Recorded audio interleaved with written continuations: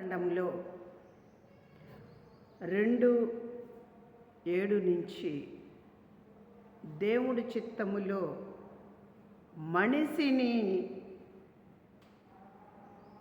ఎంతగా పిలిచినా రాలేదంట.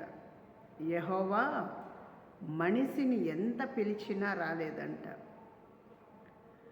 జంతువులు వచ్చినాయి, ప్రతిది కూడా సర్వము వచ్చింది, కానీ మనిషి రాకపోతే మట్టితోని బొమ్మను చేసి ఆదమని పేరు పెట్టి ఆయన జీవం పోసి ఆదముని మనిషి నిద్రలో గాఢ నిద్రలోకి దేవుడు తీసుకెళ్ళి ఆయన వెనకలో నుంచి తీసి హవ్వను చేసి తీసుకొచ్చి ఆదముకు ఇచ్చారు.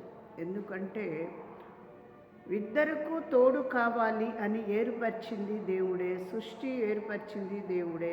సృష్టి ఇక్కడి నుంచి యాత్రలో తోడు నేను ఉంటాను, మీకు సంపాదన నేను ఇస్తాను, నడకలో ఆలోచనలలో హృదయంలో నేను కలిగి ఉంటాను, ఆయన నా కంటి చూపులోనే మీరు నడవండి, నా నడకలో మీరు నడవండి, మంచి మార్గంలో ఉండండి అని దేవుడు చెప్పారు.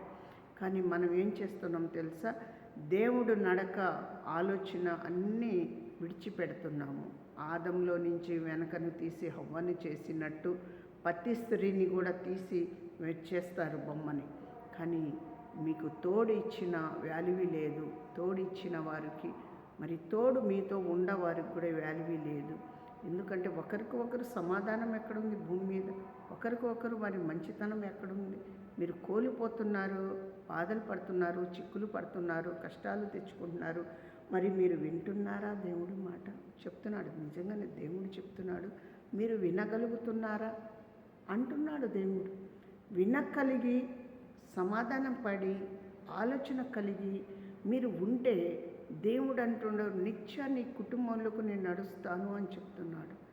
నడవాలి అంటే చాలా మనం తగ్గించుకోవాలి, మారు మనసు పొందాలి, మంచి మనసు పొందాలి. మన నోటితో ఏం మాట్లాడుతున్నాం, మన నోటి ఆలోచనలో ఏం మాట్లాడుతున్నాం అనేది చాలా జాగ్రత్త కలిగి మనం ఉండాలి. అందుకోసమే మనం పరలోకం రాజ్యం కావాలంటే ఈ లోకం రాజ్యం విడిచిపెట్టాలి. పరలోకం రాజ్యం కావాలంటే ఈ లోకంలో ఉన్న పాపం విడిచిపెట్టాలి, ఈ లోకం కంటి చూపు విడిచిపెట్టాలి, నడక విడిచిపెట్టాలి, ఆలోచన విడిచిపెట్టాలి, నీలో ఉండ కుట్రని వదిలిపెట్టేయాలి, నీలో ఉండది దేశం వదిలిపెట్టాలి. అప్పుడే పరలోకం రాజ్యం మనకిస్తాడు. అందుకోసమే అందరం కలిసి ప్రార్థన చేసుకున్నాం. సర్వనాథుడా, సర్వశక్తిమంతుడా, మహాదేవ, మీకే వందనాలు, మీకే స్తోత్రాలు. ఘనమైన దేవ, ఆశీర్వదించే దేవుడు, మీ నామానికి బట్టి మహిమకు బట్టి మీరు కార్యము జరిపించి రాకపోకల్లో తోడుగా ఉండి ప్రతి బలహీనతలో నుంచి విడుదల దయచేసి అయ్యా మా రాష్ట్రానికి కాపుదల నీ కంజెష్టి పెట్టి ఘనమైన కార్యము మీరు జరిపించి మేలు చేయండి.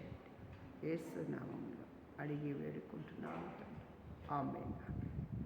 అందరికీ వందనాలు. యేసు నామములో అస్సలాము అలైకుం, నమస్తే. అందరూ బాగుండాలని కోరుకుంటున్నాను. మీరు కూడా అందరూ బాగుండాలని కోరుకోండి.